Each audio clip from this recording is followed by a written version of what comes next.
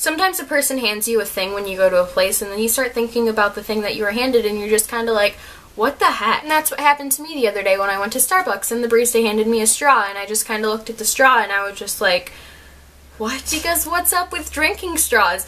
Am I right?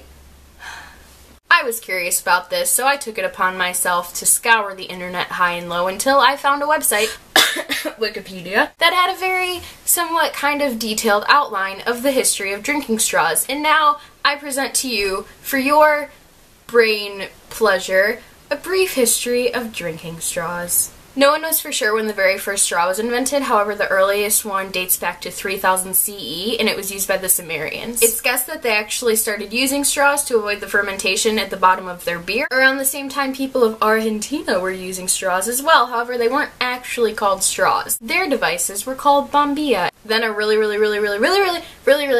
long time later in the 1800s, a new kind of straw came about.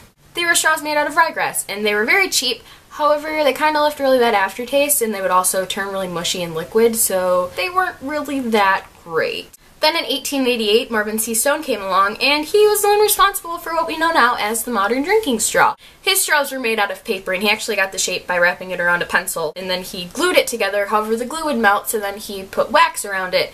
And you probably don't drink a lot of things from straws made of paper with wax anymore, but, you know, we have straws that are made out of plastic and bamboo and stainless steel and glass and probably also other things like cereal. You know those fancy little things that are like, you drink it and then you can eat it?